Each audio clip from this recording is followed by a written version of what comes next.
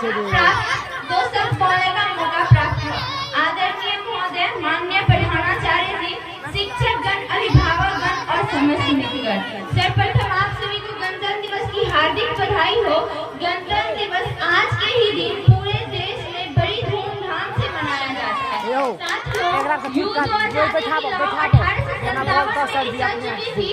बरसात 15 अगस्त 1947 अंग्रेजों के नापाक चंगुल से आजाद कराया। आजादी के बाद हमारे देश में कोई भी संविधान नहीं था। तब डॉक्टर भीमराव अंबेडकर जी की अध्यक्षता में संविधान समिति द्वारा 2 वर्ष 11 माह 18 दिन के अथक प्रयास के बाद हमारा संविधान तैयार किया गया, जो 26 जनवरी 1950 ईस्वी को लागू हुआ, जिसे हम हर साल गणतंत्र दिवस के रूप में मनाते हैं। गणतंत्र दिवस हमारे लिए एक राष्ट्रीय पर्व ही नहीं, बल्कि हमारे लिए सम्मान और गौरव का पर्व है। हमारी संविधान की सबसे बड़ी विशेषता इसकी समानता और धर्मनिरपेक्षता है। हमारे संविधान की प्रस्तावना में हमारे देश को एक धर्मनिरपेक्ष लोकतंत्रात्मक गणराज्य घोषित किया गया, अर्थात देश का ना कोई राज्य धर्म होगा और ना ही धर्म और जाति के आधार पर किसी के साथ कोई भेदभाव किया जाएगा। परंतु आज के हमारे समाज, हमारी भारत देश कई तरह की समस्याओं से जूझ रहा है। आज के इस दौर में वो युवा जिसके ऊपर थी जिम्मेदारियां थी अपने समाज, अपने देश, अपने राष्ट्र की आशाओं को बांधे रखने की, वही युवा 4 बाय 4 इंच की छोटी सी स्क्रीन पर अपनी भावनाओं की इमोजी भेज रहे हैं। 4 बोतल वोट का काम मेरा रोज का, जाने भारत का भविष्य तबाह कर रखा है। हम ना एक ऐसे समाज में जीते हैं जहाँ लड़कों से बात करता देख जो भाई हड़काते हैं, वही भाई अपनी गर्लफ्रेंड के किस्से अपने घर में हंस कर सुनाते हैं। और मैं बता दूं, महिला सुरक्षा के बारे में हम आज भी 4थे नंबर पे आते हैं। हम ना एक ऐसे समाज में जीते हैं जहाँ पत्थर की मूरत को लगते हैं 56 भोग, भूखे नंगे तड़पते सो जाते हैं लोग, भूखे नंगे तड़पते सो जाते हैं लोग। हमारे समाज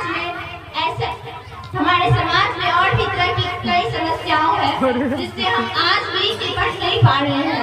हमारा संविधान जो दुनिया का सबसे बड़ा लिखित संविधान है, अपने समाज, अपने देश, अपने राष्ट्र के लिए समर्पण की भाव है देशभक्ति।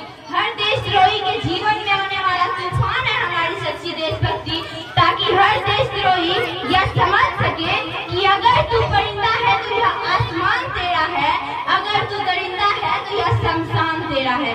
भाईचारे से रहना है तो रह इस जमीन पर, वरना ये कब्र भी तेरी है और यह कब्रिस्तान भी तेरा है। परंतु एक देशद्रोही से ज्यादा देशभक्ति तब बात होती है जब एक बेटा अपने बूढ़े माँ बाप को वृद्धाश्रम की चौखट पर छोड़ाता है। अरे कड़ा उठती है वो देशभक्ति जब मुसीबत में फंसे लोगों के जान बचाने से ज्यादा हम सेल्फी लेकर अपनी लाइफ बढ़ाने में लगे रहते हैं। हमारा देश आज भी कई तरह की समस्याओं से जूझ रहा है। एक ऐसी शैक्षिक बीमारी आज भी हमारे समाज में नजर आती है और बड़े आश्चर्य की बात है, जिस देश ने पूरी दुनिया को तक्षशिला और नालंदा देकर विश्वविद्यालय शिक्षा की बुनियाद रखी, आज विश्व के 100 सर्वश्रेष्ठ विश्वविद्यालयों में हमारा एक भी विश्वविद्यालय खड़ा नहीं हो पाता। जहाँ एक और हमारे पास IIT, IIM, NIT जैसे शिक्षण संस्थान है, वही दूसरी ओर इस देश के गरीबों को बेरोजगारी की जमात में खड़ा करने के लिए उसके हाथ में सर्व शिक्षा अभियान का झुनझुना पकड़ा दिया जाता है। और मैं बता दूं, इस शैक्षिक बीमारी का केवल एक ही कारण वो हमारी देश की शिक्षा नीति, जो केवल 2 तरह के लोगों के लिए बनती है। पहला वो जो विद्वान है और दूसरा वो जो धनवान है। इसी तरह की कई समस्याएं हैं। इससे हमारा राष्ट्र निर्माण कभी संभव नहीं होगा। हमारा राष्ट्र निर्माण तब संभव होगा जब स्वच्छता अभियान में सरकार नहीं बल्कि सड़क पर चलने वाला हर एक नागरिक हाथ बढ़ाएगा, स्वस्थ भारत, स्वच्छ भारत को दिल से अपनाएगा। हमारा राष्ट्र निर्माण तब तक संभव नहीं होगा जब तक कि एक नागरिक नैतिक रूप से सटीक, चारित्रिक रूप से भ्रष्ट, मानसिक रूप से दिवालिया, आर्थिक रूप से अंधा, राजनीतिक रूप से गंदा, स्वैच्छिक मान्य मूल्यों के आंकड़ों में जिन्न सिन्न पैपंद में भारत को खंड खंड करता रहेगा, तब तक हमारा राष्ट्र निर्माण संभव होगा।